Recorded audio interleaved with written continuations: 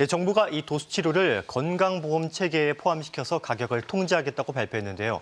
이에 의료계가 크게 반발하고 있습니다. 자세한 내용 함께 확인해 보시죠. 목이나 어깨, 허리 등 통증이 생기면 물리치료를 받곤 하는데요. 그중에서도 많은 사람들이 찾는 건 바로 도수치료입니다. 도수치료란 전문 치료사가 직접 손을 이용해서 환자의 근육과 관절, 척추를 교정해 통증을 완화하고 기능 회복을 돕는 치료인데요. 도수치료에 대한 시민들의 인식은 어떨까요? 다른 차가 내 뒤를 받아가지고 서로다가 네. 병원에 이제 입원하게 됐는데 거기서로다가 도수치료를 한번 받아보라고 얘기를 하길래 내가 받아보니까 나는 받을 때는 조금 좀 몸이 좀 부드러워지는데 아이고 조금 받을 때뿐이지 별로야. 선생님들이 이렇게 눌러주고 펴주고 그러는 거거든요. 이걸 받으면 나을지 안 나을지 확신도 없는데 의사 선생님이 하라니까 하는 거지. 30분 받는데 10만 원 하면 부담이 많이 되죠. 확실히 고가네요. 제가 이제 20회 끝나고 효과가 전혀 없었거든요. 그래서 얼마 정도 더 받아야지 효과가 나타날까요? 그렇게 여쭤봤더니 한 20회 정도를 더 받아봐야 안다고 그러시더라고요. 전혀 효과를 저는 못 봤기 때문에 제 기준에서는 돈 버렸다 생각하고 잊어버리죠, 저는. 실비보험이 있다면 무조건 도수치료를 권해요. 근데 병원마다 가격이 다 틀리니까 어떤 천차만별이에요. 가격이 맞는 가격인지 혹시 너무 과잉 진료하는 건 아닌지. 과잉 진료에 대한 언급까지 나오는 상황. 대체 이유가 뭘까? 궁금증 해결을 위해 실제로 도수치료를 진행하고 있는 병원을 방문해 봤는데요. 곳곳에서 환자들이 도수치료를 받고 있는 모습입니다. 이 진료실로 들어가 봅니다. 네, 안녕하세요. 이사원님 먼저 오시고요. 요즘에 허리가 아파서 자다가 깨거나 그래. 근데 그게 운동 때문에 그런 건지 뭔지 모르겠는데 증상이랑 어떤 식으로 치료할 건지 말씀을 드릴 테니까요. 엑스레이 일단 먼저 찍고 오시죠.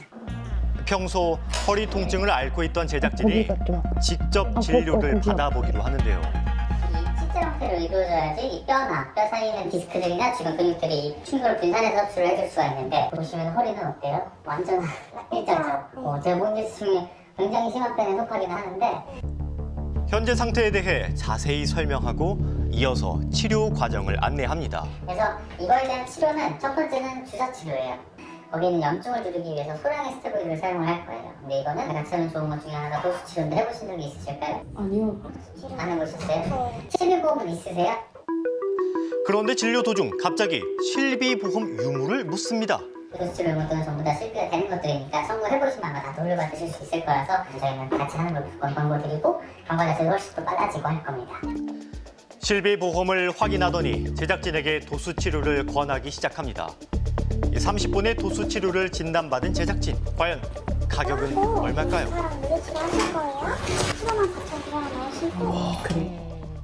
한 번 치료예요. 도수치료 30분의 가격은 진료비 포함 15만 4,900원이었습니다. 확실히 부담되네요. 제가 지금 통증이 있기는 하지만 이런 치료를 서너 번은 받아야 효과가 있다고 하니까 정말 많이 망설여지더라고요.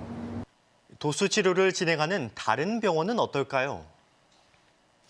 1시간에 20만 원. 이거 얼마나? 건강보험심사평가원에 따르면 전국의 평균 도수치료 비용은 11만 3천 원인데요.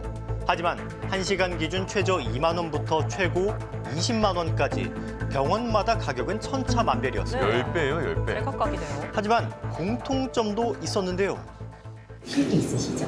비급여라 보니까 보험사를 전화해가지고 알아보셔야 되고 신용도 좋으시고. 실비보험 있으세요?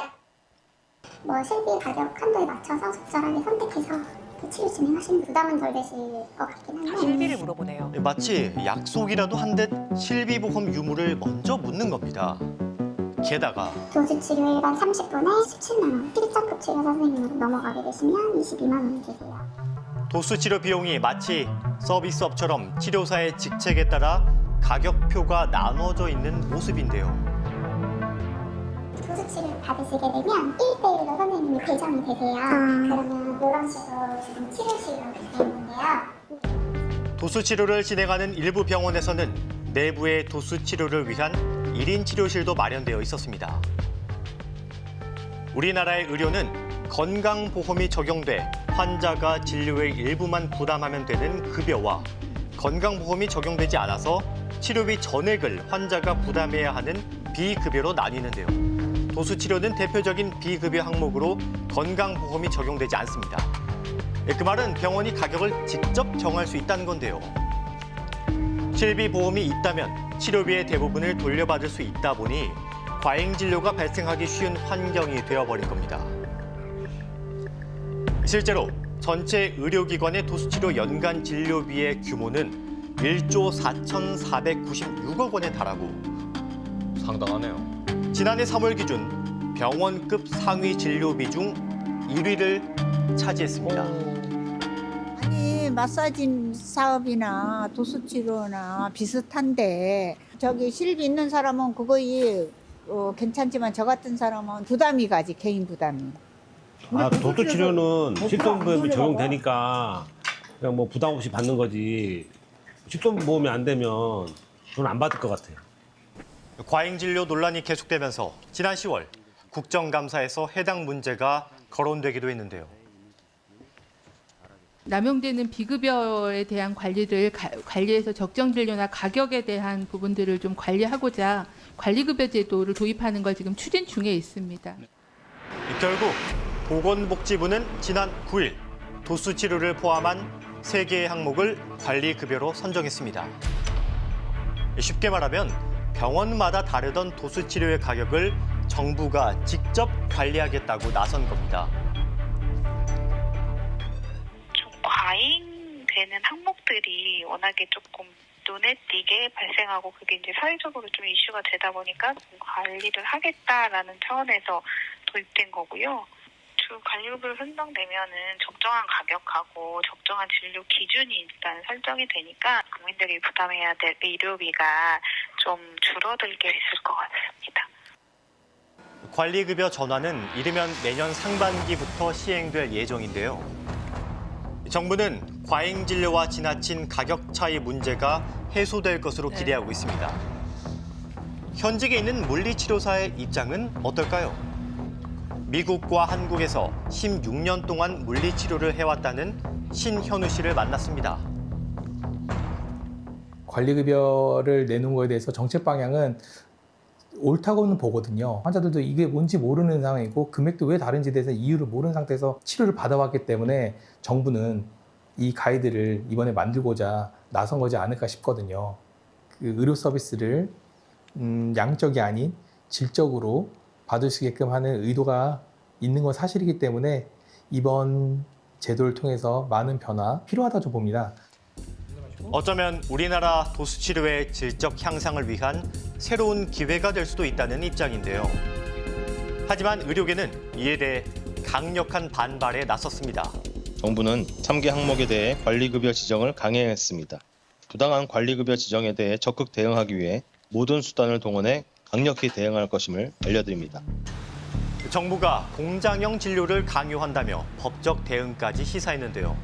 해당 문제에 대한 기자회견이 열렸습니다. 가격이 다운되는 거 물론 좋습니다. 근데 공급자가 공급할 수 있는 가격에 돼야 되는 것 아니겠습니까? 그거에 대해서는 철저하게 외면을 하고 또 실손보험의 얘기만 듣고서 진행한다는 것에 대해서 저희는 강력하게 이의를 제기하고 원점에서 다시 얘기해 줄 것을 요구하는 바입니다. 이번 정책은 실비보험사만 이득을 본다며 병원 운영이 힘들어질 것이라는데요. 의료계의 입장도 들어봤습니다. 실손보험을 이용해서 과잉적으로 진료를 많이 하게 되는 환자 의료계 이런 문제 때문에 시작된 거라서 일단 의료계 내부에서 먼저 지정을 해서 예비적으로 그 비급여인 상태에서 이 가격이나 횟수를 조절해서 먼저 해볼 수 있다고 생각을 합니다. 도수치료 과잉 진료에 대한 자정의 기회가 선행되어야 한다는 건데요. 이 도수치료라는 것이 관리급여로 들어오게 되면 그 가격이나 기준에 의해서 현재보다는 월등히 낮은 가격과 기준이 될 것이 명약관화하기 때문에 공급하는 의료기관의 입장에서는 유지를 할 수 없게 될 가능성이 많습니다. 환자들이 치료받을 수 있는 기회조차 없어질 수도 있다는 얘기입니다. 이 관리급여의 문제에 대해서는 좀 더 신중하게 의료계와 그리고 환자들이 사회적 합의를 통해서 이루어질 수 있도록 노력을 해주셨으면 좋겠습니다. 정부가 관리급여 가격을 지나치게 낮출 경우 의료계는 도수치료의 진료를 포기하게 되고 결국 그 피해는 환자에게 돌아갈 수 있답니다. 또한 비급여 체계 내에서의 관리 선행을 요구하는 상황인데요. 끊이지 않는 도수치료의 과잉 진료 논란, 부르는 게 값이라는 지적이 나옵니다. 도수치료, 과연 이 폐단을 끊어낼 수 있을까요? 네, 그러니까 그동안은 도수 치료 비용을 병원이 직접 정할 수 있었고 대부분의 비용을 실손보험으로 돌려받다 보니까 비용이 올라가고 과잉 진료 논란이 끊이지 않았던 건데 이걸 관리급여로 바꾼다는 거죠. 네, 맞습니다. 이번에 도수치료를 비급여 항목에서 관리급여 항목으로 바꾸게 되면 전체 치료 가격이 낮아지고 실손보험도 덜 보상하게 되면서 실손 누수까지 같이 줄어들 것으로 기대를 하고 있습니다. 의협이 법적 대응까지 검토하고 있는 가운데 정부가 추가 논의를 이어가기로 했습니다. 네, 이 도수 치료 말고도 관리급여를 검토하고 있는 다른 치료 항목들이 또 있다고요? 네, 그렇습니다. 과잉 진료의 주범으로 지목받아온 방사선 온열 치료와 통증 치료에 쓰이는 신경성형술 계열도 관리급여 전환 대상으로 발표를 했습니다. 다만 체외 충격파 치료와 언어 치료도 포함될지에 대한 여부는 추후에 논의를 하기로 했는데요. 결국 도수 치료가 비급여 항목 전반을 들여다보는 계기가 된 셈입니다. 이번 논의 결과가 환자와 의료계 모두에게 영향을 주는 만큼 합리적인 방향으로 나아가기를 바랍니다.